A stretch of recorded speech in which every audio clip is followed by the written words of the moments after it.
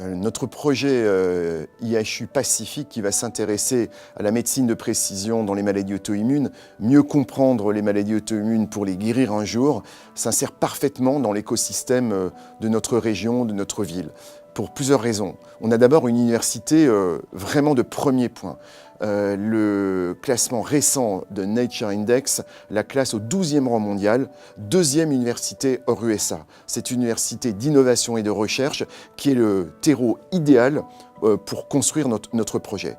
On s'associe aussi à un hôpital universitaire de premier plan, dans lequel les malades sont très nombreux, très importants, avec des files actives extrêmement importantes dans le domaine des maladies auto-immunes. Et le concept même de notre projet sera un bâtiment qui sera en double passerelle entre l'hôpital et le bâtiment de recherche universitaire que l'on construit. C'est vraiment symboliquement quelque chose d'absolument très important, montrant bien l'intégration, soins, formation, recherche et valorisation au sein d'un même site, d'un même campus santé-recherche. Le dernier point, c'est qu'on est au sein d'une région qui dynamise beaucoup la recherche en santé, la valorisation industrielle en santé. Il y a une part très importante pour les industriels de la santé avec un projet territorial de l'Eurométropole qui s'appelle NextMed, qui va être un territoire organisé autour des startups en santé. Et ce périmètre est situé à côté de notre futur IHU. Donc en fait, tous les ingrédients sont présents pour qu'on ait vraiment un environnement, un écosystème territorial avec le soutien de tous, l'université, l'hôpital, les collectivités, pour que ce dispositif IHU puisse porter ses fruits et permettre de mieux soigner, mais aussi un jour véritablement de guérir les maladies auto-immunes.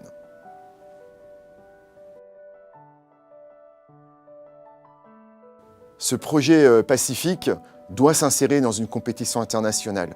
Il est très important, c'est une mission qu'on se donne. Strasbourg est une ville à vision internationale.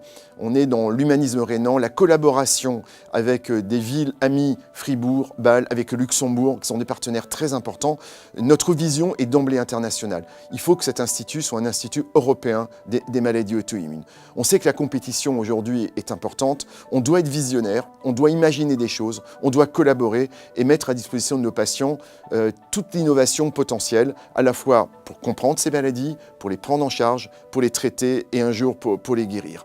Cette vision internationale, nos compétiteurs sont des compétiteurs nord-américains, asiatiques, et on sait très bien que la force de notre dispositif, de notre projet, c'est d'intégrer le soin, la formation, la recherche et la valorisation, d'avoir des partenariats publics-privés et d'être véritablement dans cette compétition à très haut niveau, qui doit permettre en fait au profit des patients d'avoir un institut européen des maladies auto-immunes qui doit rayonner en fait sur la Rhénanie, sur la région rhénane, qui doit rayonner en Europe, rayonner dans notre pays évidemment en France et avoir vraiment une ambition internationale. Et je crois que c'est ça qui nous motive, qui motive notre équipe, notre groupe d'experts, notre groupe de médecins, d'investigateurs et de chercheurs.